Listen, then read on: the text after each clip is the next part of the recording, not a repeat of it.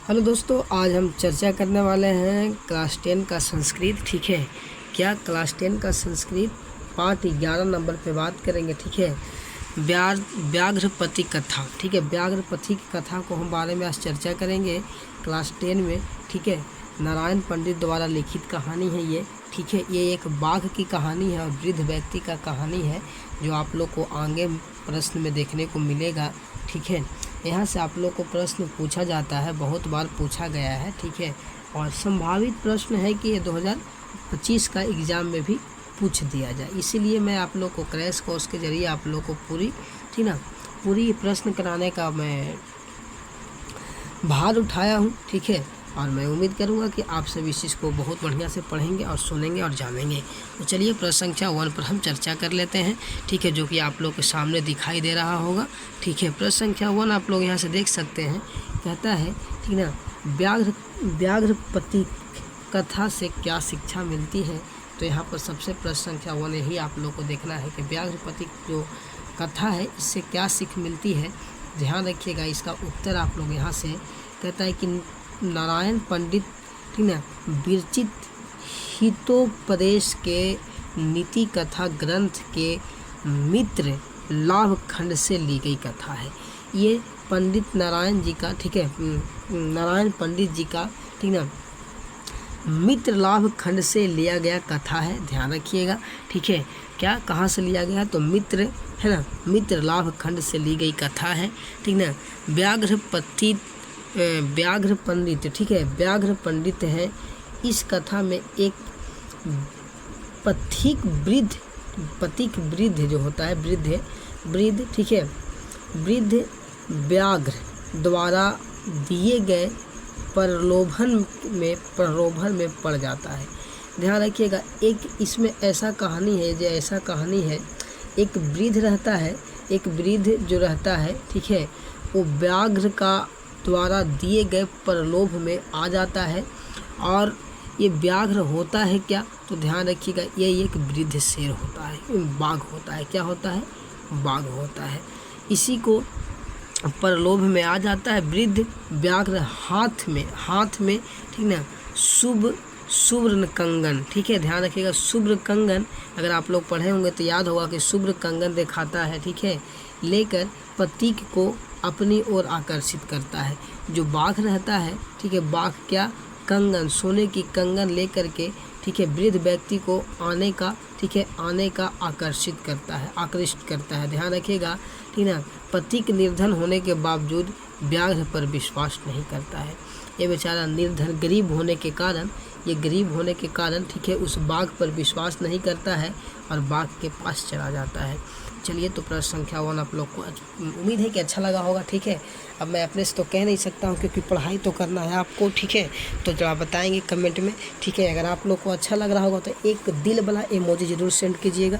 ठीक है, चलिए, मैं आप लोग का बहुत भाई रहूँगा अगर आप इस प्रकार से कमेंट करते हैं। तो चलिए, ठीक है, प्रश्न संख्या 2 पर चर्चा कर लेते हैं। प्रश्न संख्या 2 आप लोग के सामने स्क्रीन पर दिखाई दे रहा होगा। जैसे कि आप लोग कहता है कि वृद्ध बाघ ने पथिकों को फंसाने के लिए किस तरह का भेष रचा है। ध्यान रखिएगा, जो वृद्ध बाघ होता है वो पथिकों को, ठीक है, उस व्यक्ति को फंसाने के लिए, बूढ़ा व्यक्ति को फंसाने के लिए, ठीक है, किस तरह की भेष बदला था। तो ध्यान रखिएगा, आप लोग यहाँ उत्तर इसका देखिएगा, पूछे जाने वाले प्रश्न हैं। ठीक है, कहता है कि वृद्ध बाघ ने पथिकों को फंसाने के लिए एक धार्मिक का भेष रचा। क्या एक धार्मिक का भेष रचता है और रच के उसने स्नान कर और हाथ में कुश लेकर तालाब के किनारे, ठीक है, पथिकों से बात कर उन्हें, ठीक है, दान स्वरूप सोने का कंगन पाने का लालच दिया। ध्यान रखिएगा, वो क्या करता है कि ये बाघ जो होता है, वृद्ध बाघ होता है, व्यक्ति को फंसाने के लिए, पथिकों को फंसाने के लिए वो क्या करता है, तो स्नान कर पर जाता है। ठीक है, जा कर के वहाँ कुश लेकर के तालाब के किनारे जो व्यक्ति नहाते रहता है, वहाँ पर जा कर के दान स्वरूप सोने का कंगन देने की क्या करता है, लालच देता है सोना की, कि हम सोना का कंगन देंगे। ठीक है, आप लोग कहानी पूरी बढ़िया से पढ़िएगा तो समझ में आएगा इस चीज़ को। ठीक है, क्या देता है, सोने का कंगन देने का लालच कर रहा है, जैसा कि मैं ऊपर भी बात किया हूँ। ठीक है। चलिए प्रश्न संख्या 3 पर चर्चा करते हैं। अगर आप लोग को अच्छा आ रहा है, एक प्रश्न पर एक दिल आप लोग जरूर इस प्रकार से जो दिल होता है, ठीक है, हमें दिल भी नहीं बनाने आता है, ठीक है, जो इस प्रकार से आप लोग दिल बनाते हैं तो ज़रूर सेंड कीजिएगा कमेंट में, ठीक है।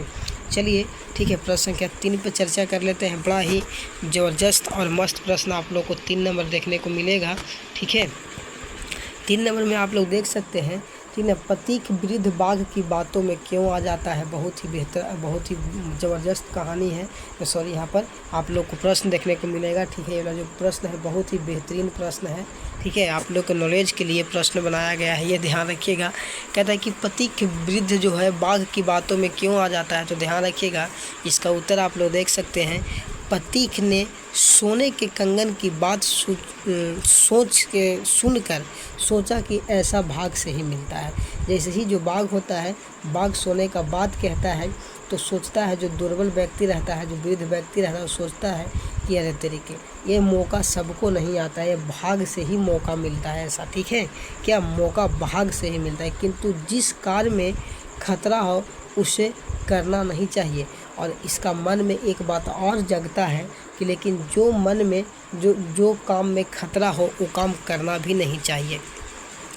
पहले तो इसको मन में आया कि अरे तेरी की सोना को कंगन है, ठीक है, सोना के कंगन बड़ी भाग वाला के मिलता है। दूसरी बात, इसका एक बात और मन में चल रहा है, खतरा वाला काम करना भी नहीं चाहिए। अब यहाँ पर कहानी वही आ गया कि एक व्यक्ति 2 नाव पर कैसे हो सकता है, नहीं ना हो सकता है। उसी प्रकार से यहाँ भी हो गया, कह भी रहा है कि नहीं ये भाग वाली बात है, फिर कह रहा है कि नहीं ये गलत बात भी है। चलिए आगे प्रश्न को पढ़ते हैं। आगे आप लोग यहाँ से देख सकते हैं, तो आगे कहता है, फिर लोभवश उसने सोचा कि धन कमाने के कार्य में खतरा होता ही है। ध्यान रखिएगा। वो फिर इसका फिर एक मन में और आता है बात, क्या आता है कि वह तेरा के जब धन कमाना है तो कुछ खतरा तो उठाना ही होगा, ठीक है, इसके मन में ये आता है। इस तरह वह लोभ में, ठीक है, क्या होता है, इस तरह लोभ से, ठीक ना, वशीभूत होकर बाघ की बातों में आ जाता है। तो प्रश्न संख्या कैसा लगा 3, ठीक है। इसमें आप लोग को हम डबल दिल छोड़ने को लिए कहेंगे। अगर आप लोग हमारे वीडियो में अभी तक बने हैं तो चलिए एक काम कर दीजिए सर जी के लिए, ठीक है, एक दिल ऐसा 2 दिल बना करके, जो दिल होता है, अरे हमें दिल भी नहीं बनाने आता है, ठीक है, जो दिल होता है इस प्रकार से, ठीक है, दिल को बना करके भेजिए। 2 वो दिल ज़रूर बना करके भेजेंगे, ठीक है, एक मेरे लिए, एक प्रश्न के लिए। चलिए ठीक है। चलिए अब प्रश्न नंबर 4 पर चर्चा कर लेते हैं। थोड़ी सी फनी मोमेंट में बात किए हैं, आप लोग सीरियस बना लीजिएगा, ठीक है। प्रश्न संख्या 4 बात करते हैं। बहुत ही अच्छे प्रश्न आप लोग को यहाँ भी 4 को देखने को मिलेगा, ठीक है। 4 कहता है कि धार्मिक व्यक्ति ने वृद्ध बाप को क्यों उपदेश दिया है। जो धार्मिक व्यक्ति ने वृद्ध बाप को क्या उपदेश दिया है, ठीक है, ध्यान रखिए, क्या उपदेश दिया है, इस पर चर्चा करेंगे, ठीक है। अगर हम थोड़ा सा क्यों बोल दिए होंगे तो माफ़ कीजिएगा, ठीक है। चलिए इसका उत्तर देखते हैं। यहाँ से उत्तर आप लोग को देखने को मिलेगा कि वृद्ध बाघ, ठीक है, अतिचारी था। क्या था? अतिचारी था, ठीक है। युवा अवस्था, यहाँ पर यू होगा, ठीक है। युवा अवस्था में अनेक गायों और मनुष्यों को वध करने के पाप के कारण यह निसंतान और, ठीक है, पत्नीहीन हो गया था। ध्यान रखिएगा, जो बाघ था, जो वृद्ध बाघ था, ध्यान रखिएगा, जो वृद्ध बाघ था, बूढ़ा बाघ, वृद्ध बाघ का मतलब हुआ बूढ़ा बाघ, ठीक है। तो वृद्ध बाघ जो था वो अतिदयाचारी था, तो बहुत ख़राब किस्म का बाघ था। ये युवा अवस्था में, क्या युवा अवस्था में अनेक गाय, ठीक है, गाय और मनुष्यों की क्या किया है, वध किया है, ठीक है। यही कारण ये निसंतान हो गया है, साथ ही पत्नीहीन हो गया था। क्या हो गया था? इसका पत्नी उतनी नहीं था। बाघ जो निसंतान था और पत्नीहीन हो गया था। तब एक धार्मिक व्यक्ति ने, ध्यान रखिएगा, तब इसको एक धार्मिक व्यक्ति ने एक उपाय बताता है, ठीक है। उपाय क्या बताता है धार्मिक व्यक्ति ने? कि पाप मुक्त होने के लिए बाघ को उपदेश दिया कि तुम दान पुण्य करो। क्या करो? तुम दान पुण्य करो। कौन कहता है? इसको एक धार्मिक व्यक्ति मिलता है, वो कहता है कि तुम दान पुण्य करो, इससे क्या हो जाओगे, ठीक है, सुधर जाओगे, ठीक है, तुम्हारा पाप मुक्त हो जाएगा। क्या हो जाएगा? तुम्हारा पाप मुक्त हो जाएगा। प्रश्न संख्या 4 के लिए आप लोग क्या करेंगे, इसमें हम कुछ नहीं कर सकते हैं। आप लोग बिल्कुल अपना मन से आप इमोजी सेंड कीजिए, हंसिए, रोइए, गाइए, लेकिन कमेंट कीजिए। चलिए प्रश्न संख्या 5 चर्चा करते हैं। बहुत ही बेहतरीन आ गया है। प्रश्न संख्या 5 कहते हैं नारायण पंडित रचित व्याघ्र कथा पाठ का ठीक है मूल उद्देश्य क्या है। यहाँ पर मूल होगा, ठीक है, मूल उद्देश्य क्या है, ठीक है, मूल उद्देश्य क्या है, ठीक है। टाइपिंग करते वक्त छूट जाता है, माफ़ कीजिएगा, ठीक है। यहाँ उत्तर इसको देखिएगा, ठीक है, व्यथा, ठीक है, व्याघ्र, ठीक है, व्याघ्रपति कथा का मूल उद्देश्य है कि ठीक है अहिंसक जीवन अपने को नहीं छोड़ सकता। देखिए इसका उद्देश्य यही है कि हिंसक जो है, ठीक है, हिंसक अपने, अहिंसक अगर बोले तो माफ़ कीजिएगा, ठीक है, हिंसक जीवन, ठीक है, हिंसक जीवन अपने स्वभाव को नहीं छोड़ता। जो हिंसक है, जो बदमाश टाइप के व्यक्ति होते हैं, वो अपने स्वभाव को कभी नहीं छोड़ सकता। इस कथा के द्वारा नारायण पंडित हमें यह शिक्षा देते हैं कि ठीक है दुष्टों, ठीक है, दुष्टों का बातों पर लोभ में, ठीक है, पर लोभ में आकर विश्वास नहीं करना चाहिए, ठीक है। दुष्टों की जो पाप कर्म है या फिर जो खतरनाक व्यक्ति है, आप लोग जानते हैं कि वो गलत व्यक्ति है, तो उसके बात में बिल्कुल नहीं आइए, सोच समझ कर ही काम करना चाहिए, ठीक है। इस कथा का उद्देश्य मनोरंजन के साथ व्यवहारिक ज्ञान देता है। साथ रखिए, ध्यान रखिएगा, जो कहानी है, एक कहानी आप लोग को बताने का उद्देश्य ये है, ठीक है, कि किसी हिंसक व्यक्ति को स्वभाव कभी नहीं बदलता है।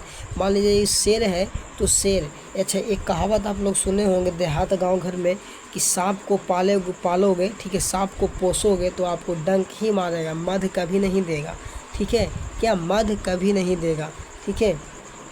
आपको सांप पालिएगा तो आपको हर समय वो काटेगा ही काटेगा। इसी प्रकार से यहाँ पर कहने का उद्देश्य यही है कि जो एक कथा है, ठीक है, व्याघ्रपति जो कथा है, ये कथा में जो व्यक्ति है, हिंसक जो बाघ है, वो अपना बाघ कभी नहीं छोड़ सकता। अर्थात इस कथा को एक बात और बताया है पंडित नारायण ने कि इससे हमें ये शिक्षा मिलती है कि दुष्टों की बात पर लोभ में या किसी प्रकार की कोई भी बात करे उसको बात नहीं माननी चाहिए। क्या नहीं करनी चाहिए? नहीं माननी चाहिए। साथ ही मैं बता दूं, ठीक है, इस कथा का उद्देश्य मनोरंजन के साथ व्यवहारिक ज्ञान भी देता है। और ये कथा हम जब पढ़ लिए हैं तो इससे क्या होता है, सबसे पहले बात तो मनोरंजन बात हो जाती है, क्योंकि बाघ और वृद्ध बाघ का क्या हाल होता है आप लोग देखें, ठीक है। साथ ही आप लोग का व्यवहारिक जीवन में ज्ञान भी देती है, ठीक है। प्रश्न संख्या 6 पर चर्चा कर लेते हैं, ठीक है। चलिए प्रश्न संख्या 6 देख लेते हैं, बहुत ही बेहतरीन है, लास्ट क्वेश्चन भी होने वाला है। व्याघ्रपति कथा को संक्षेप में अपने शब्दों में लिखिए। जो कथा है इसको अपने बारे में अपने शब्दों में लिखना है, ठीक है। इस कहानी से आपको क्या क्या सीख हुआ अपने शब्दों में लिखना है। बिल्कुल आप लोग समझिए कि बिहार बोर्ड में आप लोगों को ये पूछा गया फिर प्रश्न है, ध्यान रखिएगा। आप 2025 में, ठीक है, अनुभव है कि ऐसे प्रश्न पक्का यहाँ से डालेगा, यहाँ से, ठीक है, इस चीज़ को, ठीक है। तो ध्यान रखिएगा। इसका उत्तर देखेंगे, कहता है कि यह मेरा है वह तुम्हारा दूसरों का है। कहता है कि यह मेरा है वह दूसरों का है, अर्थात यह मेरा परिवार है वह दूसरों का परिवार है। ऐसा संकुलित बुद्धि, देखिए बुद्ध, ठीक है, बुद्धि वाले कहते हैं। ध्यान रखिएगा, मेरा दूसरों का, मेरा परिवार दूसरों का परिवार, वैसे ये बात वही व्यक्ति कह सकते हैं जो बुद्धि क्या है, जो बुद्धिहीन वाले व्यक्ति हैं। क्या है? बुद्धिहीन वाला व्यक्ति है, इन हिंसक व्यक्ति है। किंतु उदार विचार वाला पुरुष के लिए तो समस्त संसार ही अपना कुटुंब है। अगर जो उत्तम विचार के व्यक्ति है, जो अच्छे विचार का व्यक्ति है, वो पूरा संसार का अपना व्यक्ति मानता है, अपना परिवार मानता है, अपना कुटुंब मानता है। ऐसा नहीं कि बस मेरा परिवार मेरा ही है, आपका परिवार भाड़ में जाए, ऐसा कुछ नहीं है। अगर आप संसार में है, पृथ्वी पर जन्मे हैं, तो आप सारी संसार के लिए आप एक कुटुंब हैं, और आप सारी, ठीक है, सारी संसार को कुटुंब मानिए, ठीक है। क्योंकि देखिए हम एक बात जानते हैं हम बात ये जानते हैं कि हम रास्ता में जा रहे हैं, ठीक है। हम मान लीजिए कि यहाँ से कहीं जा रहे हैं, जैसे हमारा मार्केट जा रहे हैं, मार्केट जाते जाते हम जा रहे हैं, पैदले जा रहे हैं, ठीक है। वहाँ पर क्या हुआ कि हमको कान में मतलब खुजली होना शुरू हो गया, ठीक है। कान के अंदर खुजली शुरू हो गया, अंगुली अंदर जा नहीं रहा है, तो हमें चलते चलते ना एक तिनका मिल गया, एक सीख मिल गया, पतला सा क्या मिला, सीख मिला, ठीक है। और सीख को उठा करके हम कान को खोद दिए, हल्का सा मतलब चेथी कर दिए, तो वो हमको कान को खुजली ठीक हो गया। अगर हम कहें तो हमारे लिए देवता वही है, हमको उसको भी पूजना चाहिए, ठीक है। हमें उसे भी पूजा करना चाहिए, क्योंकि हमें वो वक्त पर काम आया और उससे हमारा काम ठीक हो गया, तो हम उसी को देवता मानते हैं। हम मान रहे हैं कि कॉपी और कलम को लिख रहे हैं, और हम जानते हैं कि अगर हम यहाँ से पढ़ाई लिखाई कर लेंगे तो हमको मान लीजिए कि आगे चल करके किसी प्रकार की नौकरी हो जाए। चाहे पढ़ा लिखा व्यक्ति हर कोई नौकरी नहीं करता, माने किसी प्रकार से कोई अच्छे से पढ़ लिख लेता है और अच्छा कोई बिजनेस कर देता है, तो हम काहे नहीं इसको गोड़ लगेंगे, बिल्कुल गोड़ लगेंगे। हम जा रहे हैं, हमारा दोस्त यार मिल गया, ठीक है, दोस्त यार 4 गो है, उसमें उसको साथ उसको हम दंड प्रणाम कर लिए। हमें पता है कि दोस्त यार है तो साथ में कभी न कभी काम देगा। तो मैंने कह सकते हैं संसार के समस्त जो परिवार है, संसार के समस्त वस्तु हैं या फिर जीव हैं, वो सब हमारे लिए देवता ही देवता है, ठीक है। ध्यान रखिएगा, ऐसा नहीं है, ठीक है, कि केवल उसको हमारा दूसरा को ऐसे नहीं करना है, ठीक है। न जाति भेदभाव ये सब करने वाले व्यक्ति बिल्कुल ख़राब होते हैं, ठीक है। आगे बात करेंगे, ठीक है। इस नीति से आज संसार में शांति स्थापित किया जा सकता है। और ध्यान रखिएगा, इस प्रकार से अगर नीति सब कोई अपनाता है तो संसार शांति से जिएगा, सुख से जीवन चलेगा। लेकिन यहाँ तो क्या है, वो फलना जाती है, वो चिलना जाती है, वो इसका इतना परिवार है, इसका इतना परिवार है, अपने घर घर में लोग लड़ जा रहे हैं। और मैं एक बात बता देना चाहता हूँ आप लोग को लिखित, अगर आप लोग हमारे वीडियो के अभी तक देख रहे हैं तो हम आप लोग को एकदम खुलेआम बात बता दे रहे हैं। First world war, second world war, ठीक ना। अब लोग कहते हैं कि थर्ड वर्ल्ड वार होने वाला है, यही गलती है। तृतीय विश्व युद्ध नहीं होगा, ये दुनिया का ख़त्म होने का लक्षण है। मात्र एक वो गृह युद्ध है। क्या है? गृह युद्ध होगा। घर में लोग कट के मर जाएंगे, अपने भाई से भाई, भाभी से भौजाई, देवर भौजाई, ननद भौजाई, तो सास पुतोह, ससुर बेटा, इसी प्रकार से मतलब लोग गृह युद्ध करेंगे, ठीक है। बाप बेटा, मतलब अब गृह युद्ध होगा और गृह युद्ध से इस दुनिया को अंत होगी। मैं पक्का इस बात को बोलता हूँ। शायद उस समय मैं जीऊँ या ना जीऊँ, लेकिन ध्यान रखिएगा, अगर मैं तो अनुमान यही लगाता हूँ कि अब तृतीय वर्ल्ड विश्व युद्ध नहीं होगा, ठीक है, थर्ड वर्ल्ड वार नहीं होगा। अब सीधा गृह युद्ध होगा और गृह युद्ध से ही दुनिया बर्बाद होगी।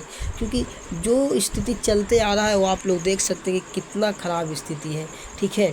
ध्यान रखिएगा, ज़्यादा हम बात नहीं करेंगे आपके साथ में। अगर आप लोग को अच्छा लगा होगा वीडियो तो हमारा वीडियो को आप लोग शेयर कर दीजिएगा। साथ में आप लोग को हमारे चैनल को सब्सक्राइब कर लेना है और ऐसे वीडियो देखना है, ठीक है। तो हमारे प्लेलिस्ट में जा कर के वहाँ से सारी टॉपिक पर वीडियो बना दिया गया है, हिंदी, इंग्लिश, ठीक है, और साथ में संस्कृत को बना दिया गया है।